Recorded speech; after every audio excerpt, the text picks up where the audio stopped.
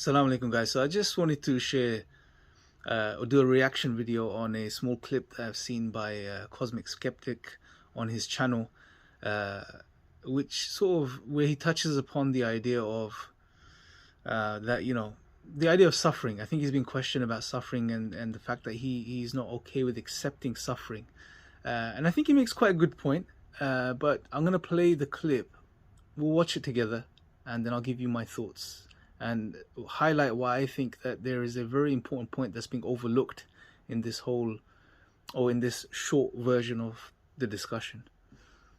Don't agree with it, that God can allow us to suffer if he compensates us. Like if someone came to my house and tore it up and then gave me a bunch of money, I'd be highly inconvenienced nonetheless to have to fix everything. I'd still be mad even if I was grateful for the money because it's my house, not theirs. But this is God's house, so he's sovereign over it. I don't see myself as a part of God's house. At best, I would see myself as a visitor within God's house who had no choice but to be in God's house. If I was in my own house and I dragged somebody into my house through no choice of their own and then forced them to undergo some suffering and then threw some money at them and said, I have the right to do this because firstly, this is my house, and secondly, I've compensated for it. So if anything, you should be grateful. I think this would be gross. Right, because when human beings exhibit... So I think there's a bit more to it, but it's on loop, so it gets very confusing as to when it starts and when it ends. But I think one of the major points that's been overlooked here is the point, it's to do with entitlement. It's this idea, the way they're discussing this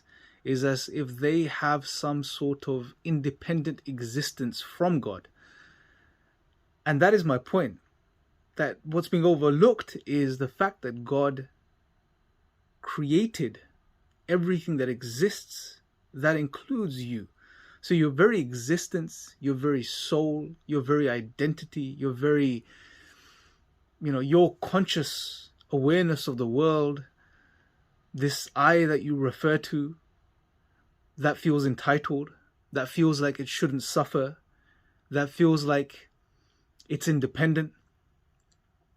This all comes from God. So the fact that God created you, that in and of itself is reason enough to be grateful to God, to submit to God, to worship God, to praise God.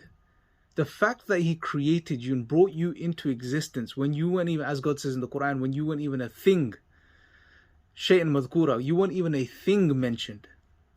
That is reason enough to worship God and submit to him. Obviously, the other points can be discussed, and I'm not going to make the comment too much on the rest of it because I need to watch the rest of the video to contextualize everything better. But obviously, from an Islamic perspective, we can make, we can get into the discussion and make sense of, okay, why we suffer in this world and all of that type of stuff. But the point here that I wanted to highlight is that this whole discussion is it seems to be based on the assumption, or at least the assumption is coming across. So it's been presented this way that, we have our own independent existence and I've been brought into this world and I've been put through this. Well, your very existence, you wouldn't have an existence if it wasn't for God.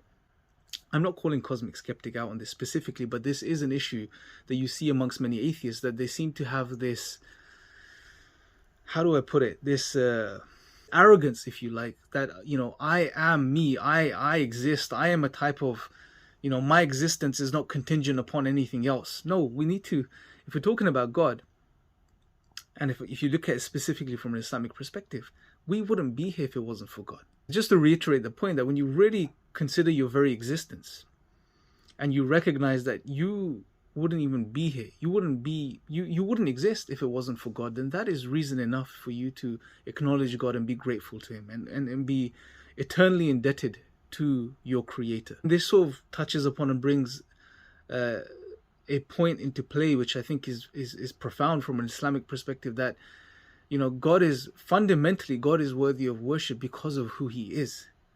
He is the most perfect being. He is the being with the most perfect names and attributes. He is the one, therefore, that brought existence into being. That includes you, me, and everyone else.